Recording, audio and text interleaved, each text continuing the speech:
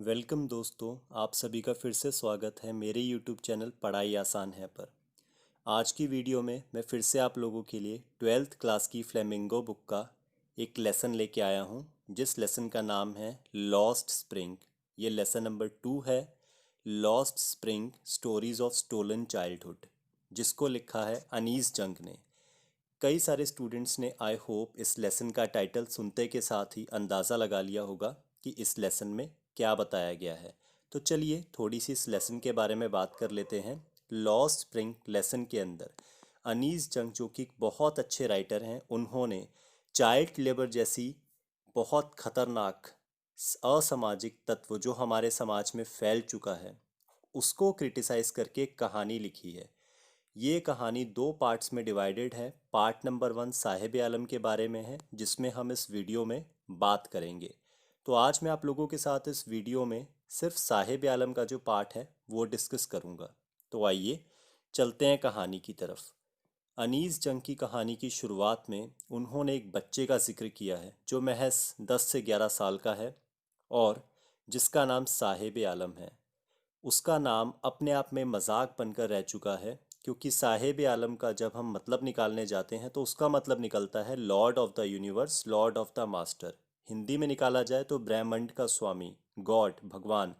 लेकिन जब हम असलियत पर जाते हैं तो वो बच्चा महज सिर्फ कूड़ा उठाने का काम करता है, कूड़ा बिनने का काम करता है।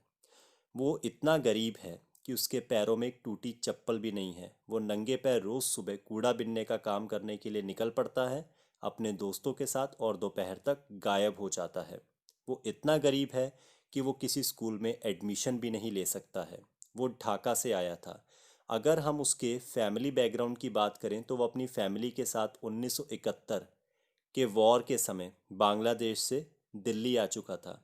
आज की स्थिति में वो दिल्ली में सीमापुरी नाम के इलाके में रह रहा है। ये वही सीमापुरी है जो दिल्ली के बॉर्डर पर स्थित है। अब अगर इसकी प्रेजेंट कंडीशन के बारे में बात की जाए तो ये इतना ज़्यादा गरीब है कि खुद से ना तो चप्पल और ना ही पुराने फटे जूते खरीद सकता है। जिस इलाके में ये रहता है वहाँ पे विकास, डेवलपमेंट का कोई नामो निशान नहीं है। यहाँ तक कि वहाँ के मकान भी मिट्टी के हैं।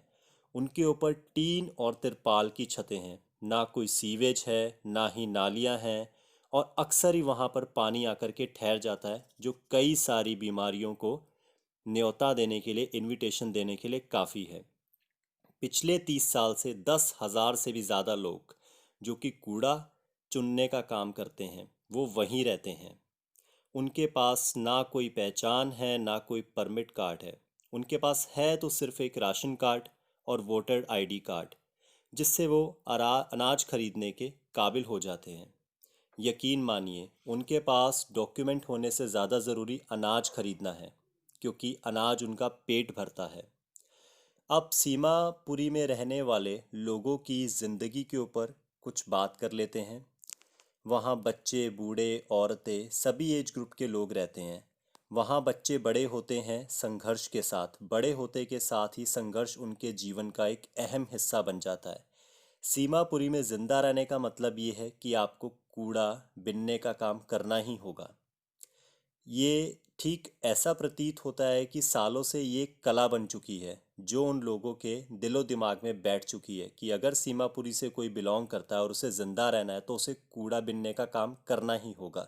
वहाँ के लोग कूड़े में सोने, चांदी, नहीं तो ब्रॉन्ज के सिक्कों के मिलने पर डिपेंड है कि अगर इनमें से उन्हें कुछ भी मिल गया तो वो अपने जीवन यापन को थोड़ा आसान कर सकेंगे। और हमेशा ही एक आशा के साथ सुबह सुबह जल्दी उठकर कूड़ा बिनने का काम करते हैं कि दोपहर को जब वो वापस आएं तो इतना ज़रूर कमा लें कि रात की रोटी उन्हें नसीब हो जाए।